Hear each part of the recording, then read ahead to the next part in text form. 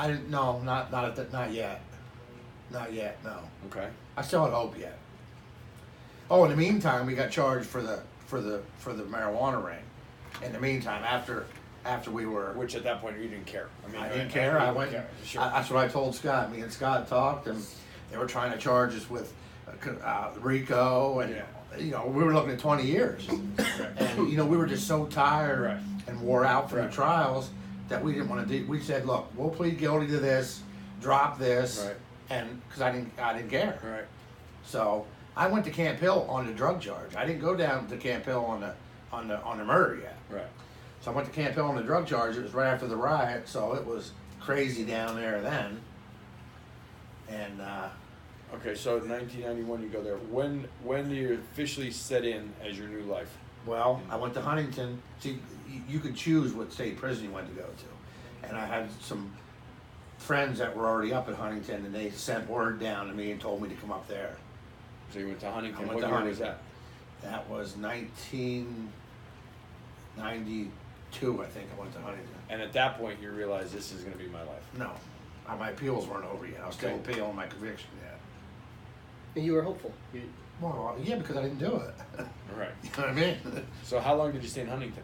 I was there for 16 years. Oh, you ended up staying there the whole time Yeah. at Huntington. Okay. Yeah. Well, Scott came with me. I mean, Scott came up a year after me Right. because we wanted to be together. Right. And Okay, then, so what year did you finally say this is my life? well, when I got sentenced on the murder, which was 92, 1992. December of 92, December of 92, then you realized. and they gave me life plus, you know, for the kidnapping and all that stuff. Life plus. So then that's it. You're in. That's it. I'm you done. figure Yeah. you're done. I'm done.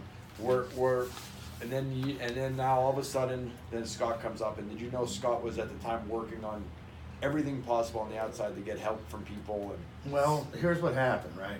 When Scott stayed up at Huntington for a couple years, and then he decided. See, they came and asked all of us, some lifers that were from this area, if we wanted to go to Cole Township. They were just opening it, and they have to have so many lifers in every jail or whatever. You know what I mean? Right. So Scott said he would go. I said I would go. Another guy said he would go. So the reason I didn't go was because I ended up going to the hole for hot urine for weed. Okay. I mean, there was more drugs in Huntington than there is in North Philly back in the day. You know what I mean? So you didn't go. Scott goes. Scott goes. What year is that? That was. I'm not even sure what year that was. Okay. I mean, the years they kind of all blur together there for a while. Right. Okay. But- So Scott goes, and now you have no more contact with him. Not really. No. I was just. So you had no idea he was working on all these. Well, this wasn't. When I finally found out, it was 2003, and I was coming in from the yard, and the mail would be on our floor when we got there. And I opened up my door, and I know Scott's handwriting. So that was when he first told me that he was talking to the guy. He worked in the athletic department. He was talking to the guy the civilian guy that worked there, and I guess his brother was a homicide detective. That's the first time I knew. Right. And then That would have been McGinley. that was McGinley, yep. And then, McGinley, finally, I guess, McGinley's brother went to him and says, I think something's wrong here. Right. And then I guess they gave him a lie detector test, and Scott passed them all. yeah, of course. So then you started to get hopeful again. Well, not really until they reopened the female captain reopened her case, but all they did was just rehash the same old stuff. Right. Okay. You know what I mean?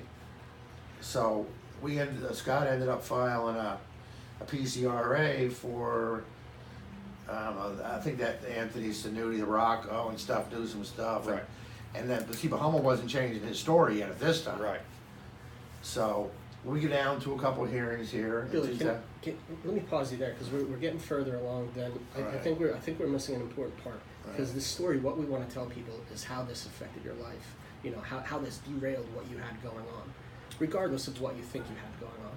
So when you got sentenced to life and it finally set in, this is where I'm at. This is where I'm going to live the rest of my life. Yeah.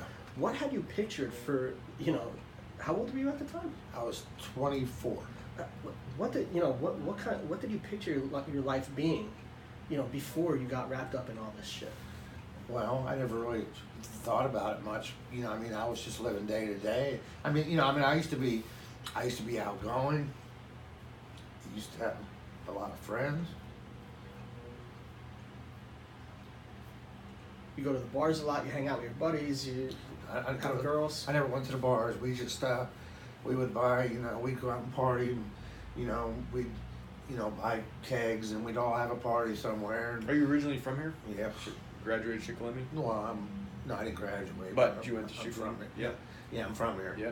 But So you were living life as a young man. You had what were you doing? well, I'm saying I was selling. I got into the drug thing, and I felt like I felt like I was the shit. You know what I mean? Everybody came to us for whatever they wanted. And you were making money. We were making. Oh, I had so much money. Money never mattered to me at that time. Now it does now. Yeah. But it didn't matter to me. I had cars. We had everything we wanted. We had friends. All kind. We knew everybody in town. We were born and raised here. So, life was Right. good. You know what I mean?